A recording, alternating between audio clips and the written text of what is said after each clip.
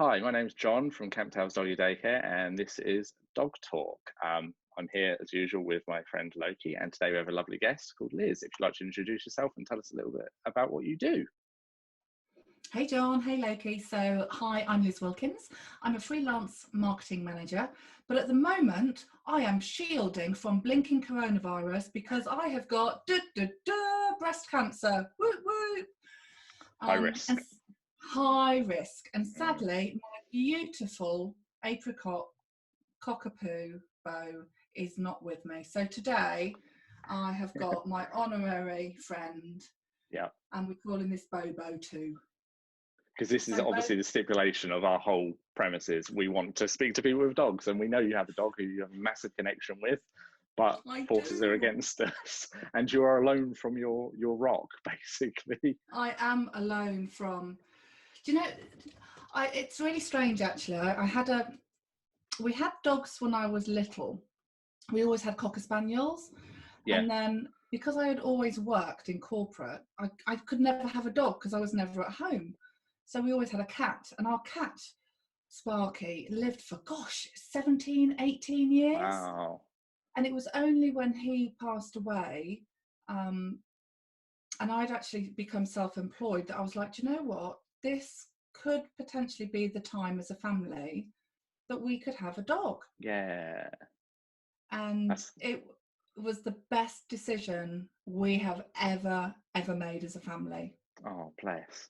It's so funny because everyone has that sort of same story of when they first have a dog, because a lot of people grow up with dogs and then they go through a period of their life where they can't accommodate them, and then something changes and they just say, yeah, now's the time to do it. And then it's one of those moments that clicks that you can't remember a time without a dog, because they so quickly become ingrained in your family, and everything you do, from how you socialize, what you do for exercise, what you do in the evenings, what you do in the morning, your whole routines revolve around the dog. And it's not a bad thing.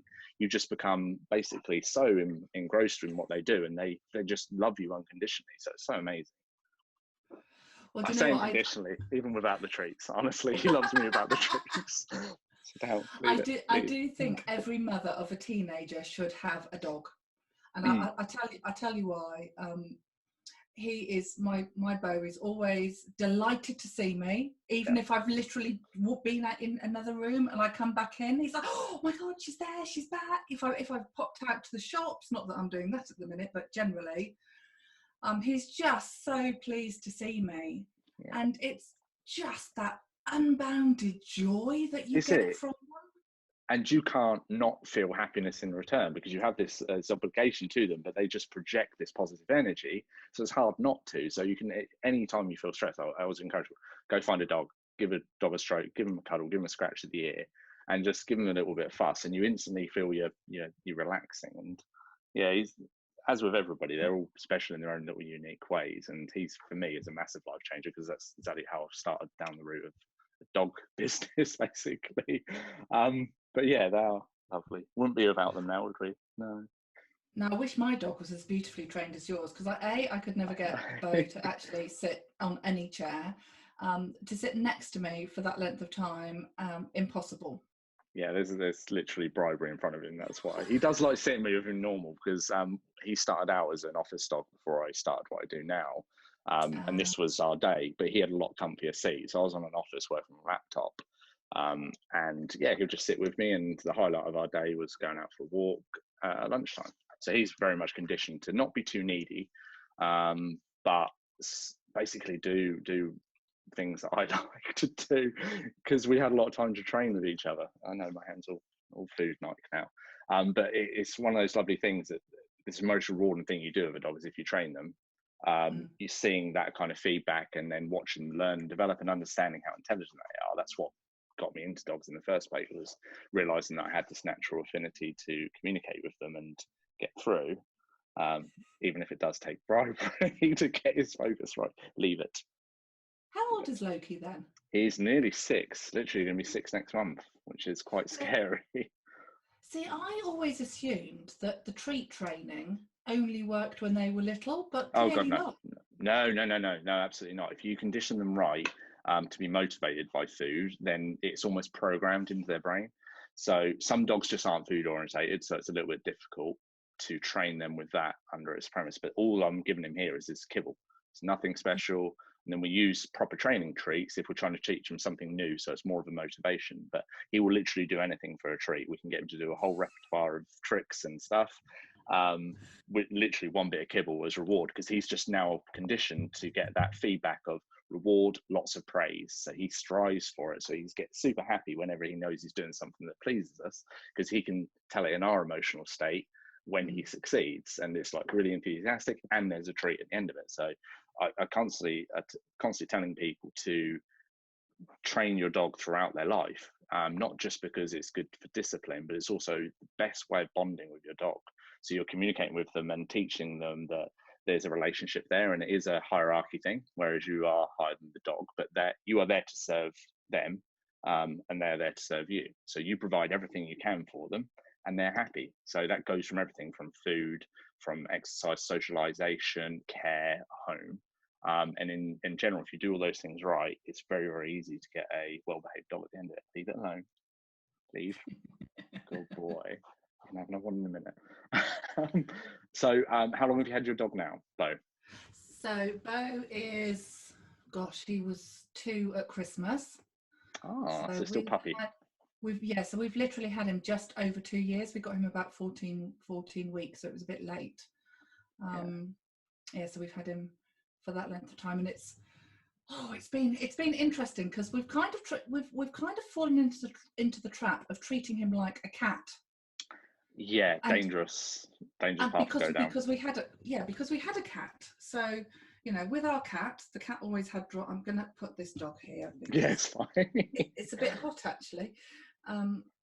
With our cat, we always had dry food. So Bo always has dry food, and we kind of fill it up in the morning, and he's allowed to graze all day long.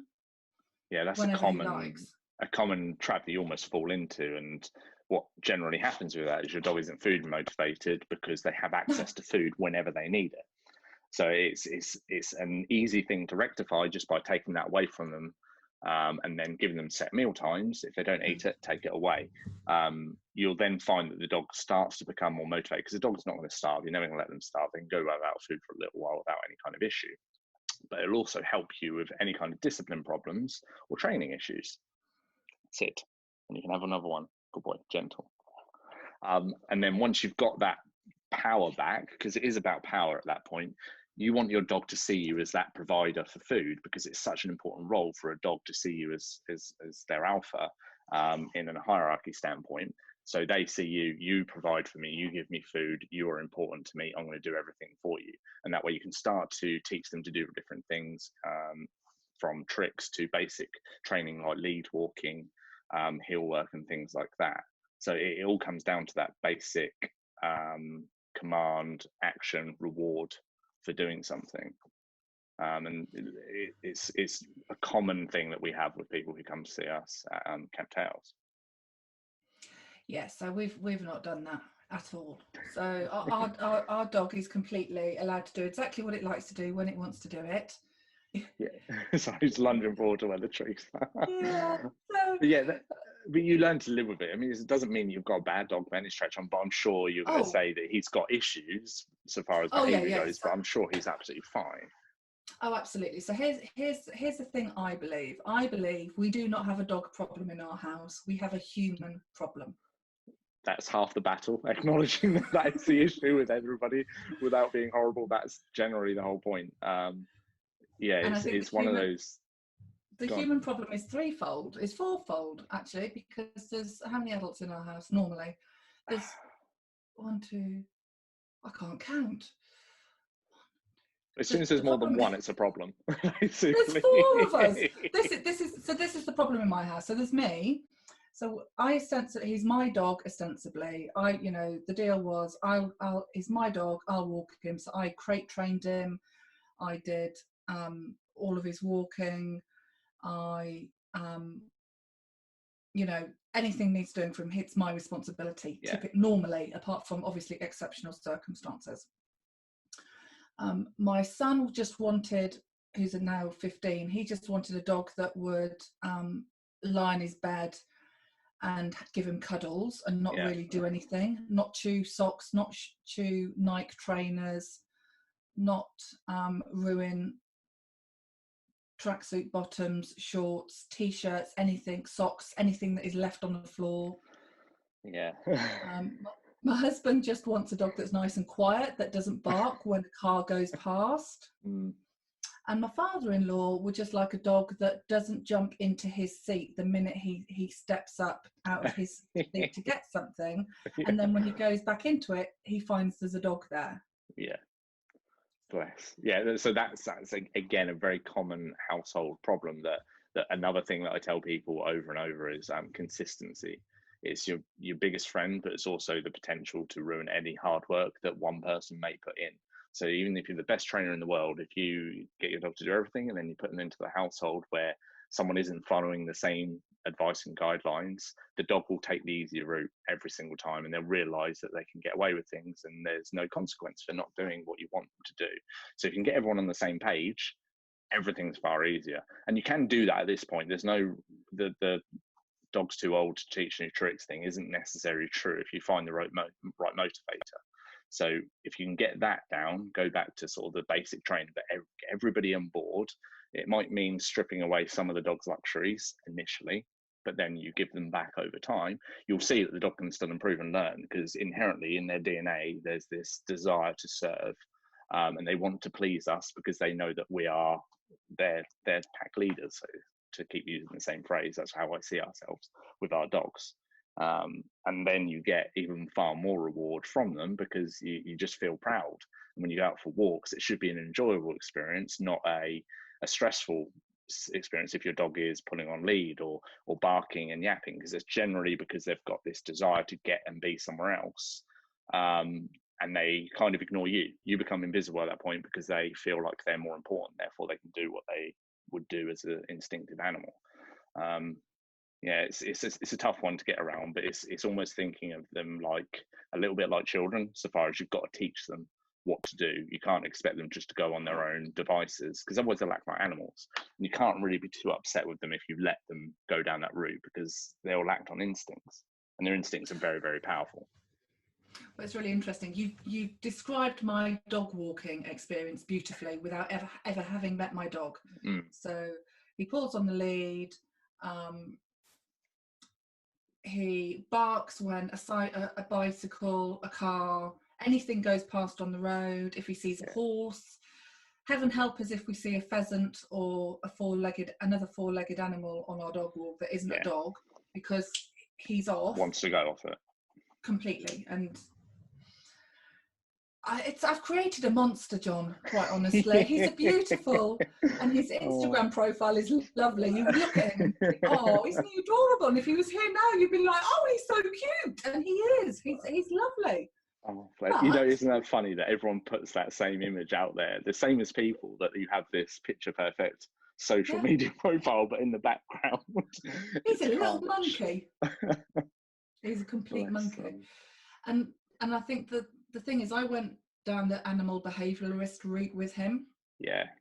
And the reason I did that was I didn't know where else to go, because the reason I started down that route was we'd had a couple of incidences walking on the lead where he'd had a go at other dogs, and he was off the lead and started to have a go at them, and his aggression kind of peaked. And he's still got all of his bits, because we never got rid of his bits. I can't remember why we didn't, but we just didn't. And he seems really anxious. So I sort of sent him I sent myself with my dog to an animal behaviourist, because I couldn't take him to like training classes, because A, he was too old, and B, he's not met enough dogs, because I work from home and ostensibly I'm at home a lot with just him and the family. Yeah. He hasn't been socialised enough, so I think I've created a whole load of problems that I didn't realise I'd created. Yeah, again, common problem, and not that the whole podcast thing that we're doing here is just talking dogs, which is exactly what we're doing. But to touch on the socialisation thing, because it would be silly of me not to. that's my whole ethos, is that the most important thing you can do for a dog is actually socialize them well and desensitize them to other dogs. But honestly, it's a fairly new thing. It's only a few years that it's been kind of widely seen and appreciated how important it can be. And that is really the reason why we can have so many dogs in the same place and all get on, because we get them, we introduce them in a set way. We make sure they're provided for in every way, and they have structure and they have discipline and they have lots of positivity. But if you don't, to use a human example, it's the equivalent of having a child, homeschooling them without ever meeting any other children, and then trying to put them into a high school environment and expect them to cope. They're not. They're going to lash out, and use the word aggression there. And I always shy away from using that word, because it should be, everyone jumps to say that their dog's being aggressive. That it's probably not. It's being reactive, maybe, but a dog just doesn't suddenly become aggressive once. If it's aggressive, it will be aggressive all the time. So to manage that, you need to kind of work out and scale back how to train them. And that's where possibly going down the behavior route might have led you down the wrong path too soon. Whereas if you'd seen a trainer who knew how to get the most from your dog and learn to communicate with them and teach you how to communicate with your dog, you possibly would have seen better results. Yeah, and you know, that's no disrespect to the person that I saw. No, not at all. You know, one of the things I learned from seeing her is that you only get out what you put in. Yeah, and 100%. You know, I had to just, like Pavlov's dog, train him on repeat to do the same thing, and mix it up and try and have some fun, and literally treated him within an inch of his life to get him to do things. And that's exactly how it works. Yeah, you just have to work harder. The older they get, the harder you have to work, and it's finding that motivation and persevering, not giving up after a little while. It takes a long while. I mean, normally as a puppy, it'd take like a couple of hundred repetitions, but that might jump up to 500-600 repetitions. And if you think that's a lot of work, you can't just knock that out in a week or two. That's conditioning over weeks and weeks for the dog to finally realize that, oh yeah, okay, I get this now. I understand you asked me to do this. I'm getting this when I do that. So it's straightforward when you put it as simply as that, but it's not. It's incredibly hard work. And raising a puppy, first and foremost, let alone a dog, is one of the hardest things people will do. And you don't realize how hard it is until you're stuck in the middle of it.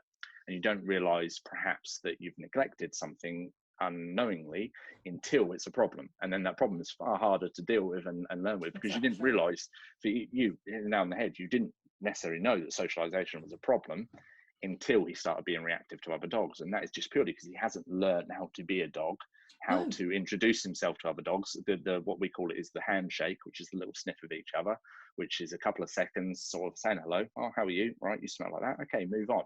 But you'll see a lot of dogs that don't know how to do that, and that's where they'll assert themselves, because that's where instinctive behavior is coming in. Oh boy. And that's where they then have the sort of instincts to dominate, and that will also be driven by the fact that he's still got his bits, to use a term which again should have been really given you as advice early on as to what to do and when to do that.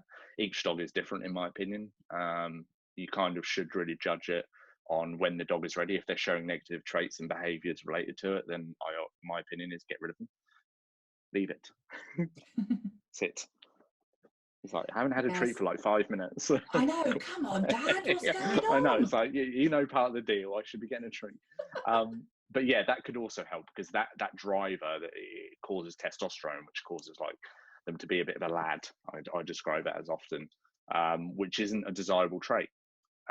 So you can suppress that by removing the driver, but you still need to train it out of them, because it's already in his system at that point. And so far as keeping them, the only real reason, in my opinion, again, because there's lots of differing opinions out there, is if you're going to breed from them. But that's a whole separate issue, because I don't agree with people breeding willy-nilly. In a way, there's set breeds that should be doing it, and it should be more controlled in the outset. But that's a whole different topic of conversation. But yeah, they're lovely. And so you'll go into the issues with your dog, aren't we?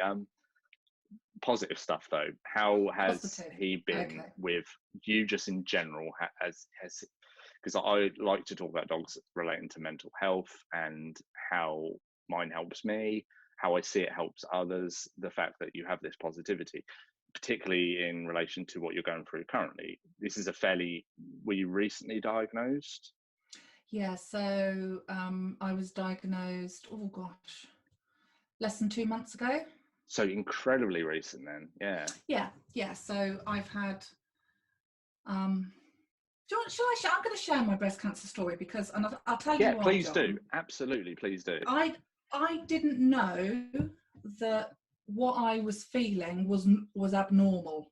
Mm-hmm. So if I know this is about dogs, but if a woman or a man is watching this or listening to this and thinks, oh my goodness, my partners, my girlfriends, my wife's, my boobs don't feel right, I'm going to do something about it and see my GP, even though there is a global pandemic going on, please go and do it. Yeah, because you can't wait. You absolutely can't wait. Early diagnosis saves lives, full stop, the end. And if I'd have gone to the doctors earlier with what I'd felt, because I had felt it earlier, I just didn't realise it wasn't wrong. No, I just didn't. I thought that's a bit funny, but didn't really think much of it because there's no breast cancer in my family. Yeah. Why would I have it? You don't jump to that conclusion. Exactly. We have every single type of breast cancer in my family, but every single type of cancer in my family apart from breast cancer. So it's like, yeah, I'm not going to get breast cancer. Hello. So yeah, please check your boobs. If you don't know how to check your boobs, there's loads of websites that show you how to check your boobs. It's really easy. It literally takes a minute. Please do that. If you don't do anything else after hearing me share. So sadly, my breast cancer has gone into my lymph nodes, which means it's in my armpits. I've had to have my breast removed surgically, including my lymph nodes, and I'm currently on chemotherapy. And you're seeing me at the start of the chemotherapy, yes, which is why I still have hair, but all of my hair is obviously going to be going shortly, probably within the next month or two. So one of the reasons we got Bo in the first place was I work from home for myself, and I'm a bit of a workaholic. And because I do all of my work at a computer, I wasn't leaving my office. I literally was just sat down all day. And I was like, this is ridiculous. Where we lived, there was a place, I'd see dog walkers outside of my house. You're going, oh, that's nice. They've all got dogs. Hang on a minute. And then I was like, hang on a minute. We could have a dog. Why haven't we got a dog? Haven't got a cat anymore. When the cat had gone, we'd get a dog. So I lobbied really hard to get a dog. And I'm saying lobbied. I had to fight to get a dog. And the beauty of him, apart from the fact that he fills my heart with joy when I see him, and he is my confidant, and I can tell him anything, and he doesn't tell anybody anything. Anybody. I can cry with him. I can laugh with him. I always have a reason to escape my desk. Yeah, absolutely. It's an excuse and a motivator to force yourself out. Yeah. And I really do enjoy being out in all weathers now. It's like I've even got clothing for the weather. Yeah, I had the exact same epiphany. Before, wouldn't get me to go for a walk. I'd go for runs and things like that for exercise, but I wanted it done quick. Whereas now, it doesn't matter. You've got the right clothing, all weathers a go. The dog loves it, you're happy, and it's lovely. Fresh air. It's so good for mental well-being. You cannot describe how different you feel afterwards. It is incredible.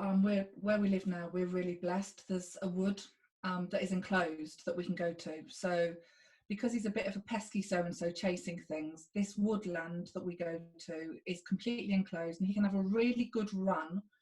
And I've got a lot better at using treats to encourage him to come back. Yeah, that's good. And I now, it's so beautiful just being able to go through the seasons. Like I love the autumn, kicking leaves in this woodland is just absolutely beautiful. And if I didn't have a dog, I would still be chained to my desk. Yeah. Yeah, and that's the same with a lot of people. And I spoke to someone, there's a nice lady that I network with who encourages outdoor learning for children. It's got a lovely company called Wild Play, and their whole ethos is get outside. You don't need a dog for an excuse to go outside for a walk, but you can get the mental benefits. But a lot of people actually get the force or the kick up the backside to do it once they've got a dog, because it forces you. And what you actually find out is it's a lovely big world out there for a start, but also there's so many people that are just lovely who are dog owners. They'll just come up to you, not at the moment with social distancing, obviously, but you'll find you'll start conversations with complete strangers about their dogs and what they're doing and how you're doing, and sharing experiences that also helps you with your own dog. And you find you make new friends, and generally the nicest people I know are dog owners, and that's not a coincidence. The other thing I've noticed is, because I'm not terribly fit, but I now track my steps. Yeah, excellent motivator as well.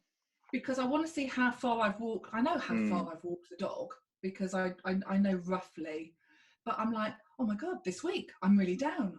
What's going on? What day did I not take him out, or did one of the boys take him out? And they didn't.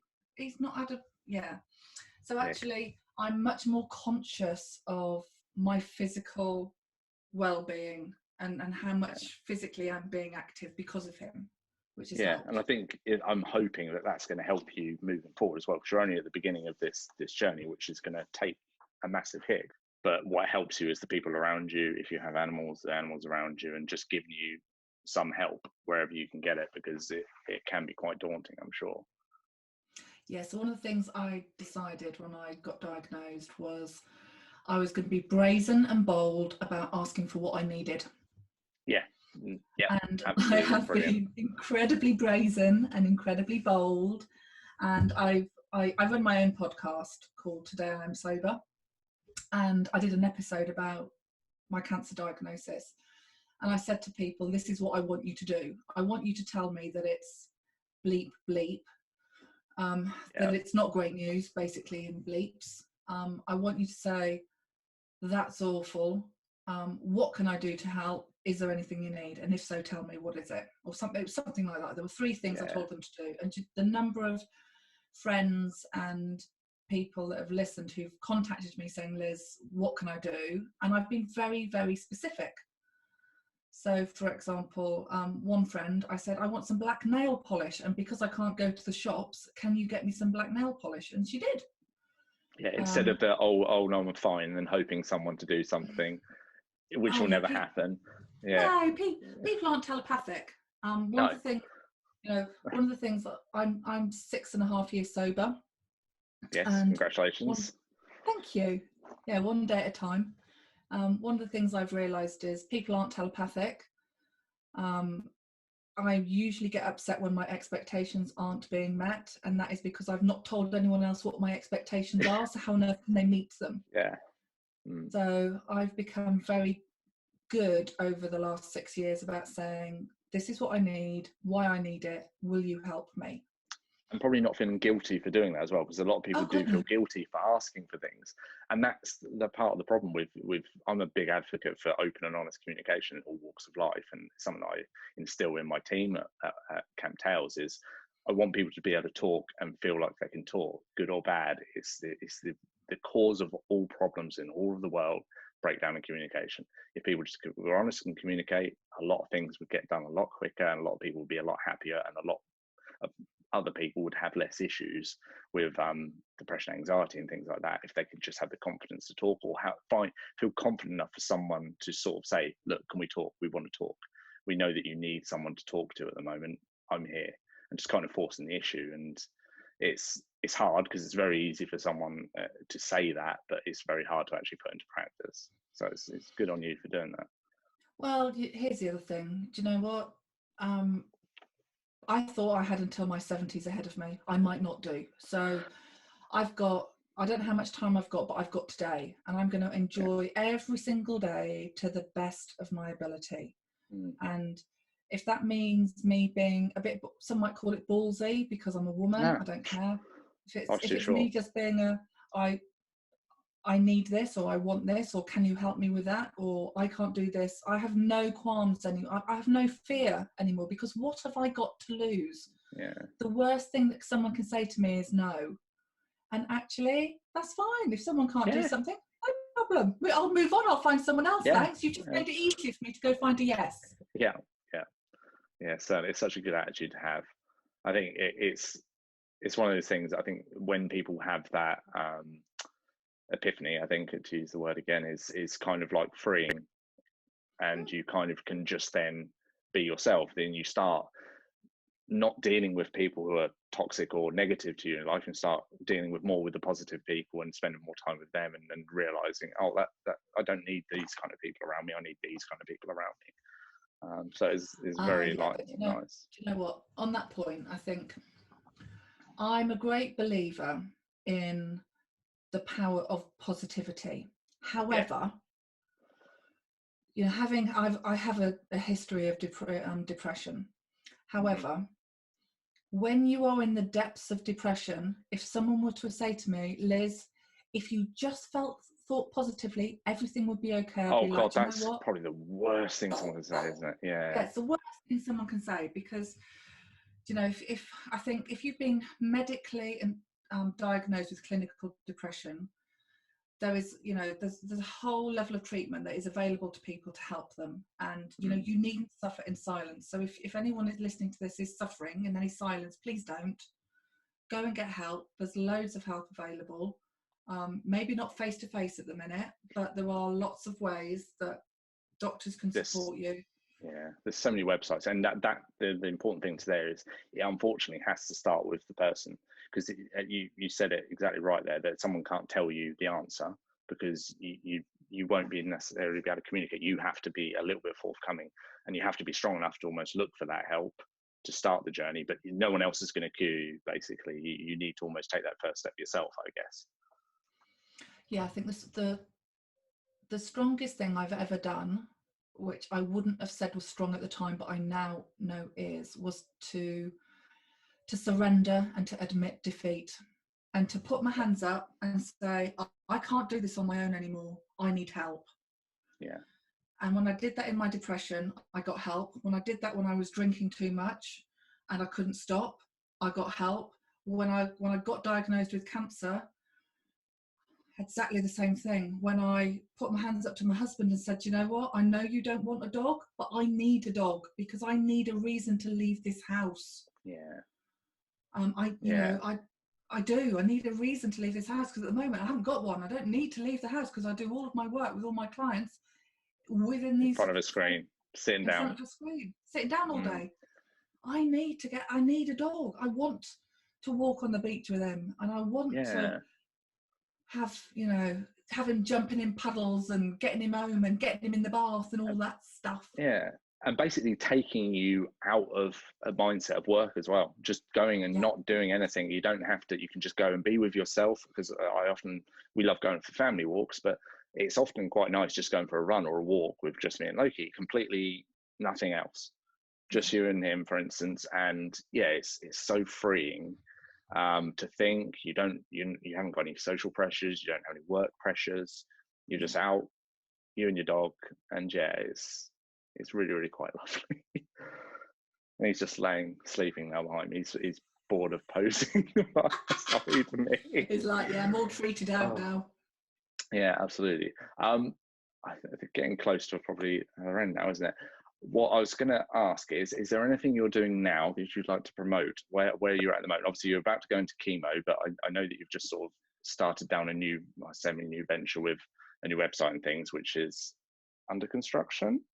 Is that right? Yeah, so basically I decided when I got cancer that I was going to effectively blow up my business, and after 3 years of being self-employed, I'd done things for people, I'd done work that I hadn't enjoyed, and I played far too small, and I figured, you know what, I might not have many years left on this planet, so I'm going to completely re-decide what I'm going to do with the rest of my life while I have cancer. So it'll give you something very productive to do at the same time, won't it? So I've no idea what comes next, but you can find, if you can follow me on Instagram, Liz Wilkins. You can keep up with my cancer journey. If you if you think you've got a problem with alcohol, or Yeah, your you know podcast, definitely. who might have a problem, or you're worried you might have one by the time we get out of this I global think that pandemic. it could be a serious thing for a lot of people without realizing, because I know that I'm drinking more. It's just literally, it just becomes easy. I think someone shared a very topical but comical post, but probably quite serious, that it feels like you're in Vegas where it's acceptable to have a drink at 11 a.m. No responsibility. You don't have to get out your pajamas. It's surreal, and how quick that can become a habit is dangerously alarming. I'm not doing that, I must say. I'm not having drinks. No judgment. If I could drink like a normal person, I would drink like a normal person. I can't. I do not have an off button when it comes to alcohol. Yeah. One is never enough, and 1,000 is not too many. But if you want to connect with me, the podcast is Today I Am Sober. We're on all good podcast platforms, and we're on social media as well. We'll put links to all of that in the show notes and description at the bottom. Oh, thanks, John. Oh, welcome. I think that's everything then. So thank you ever so much for being one of my guests. Yeah, we'll speak to you soon. Thanks. Thanks for having me.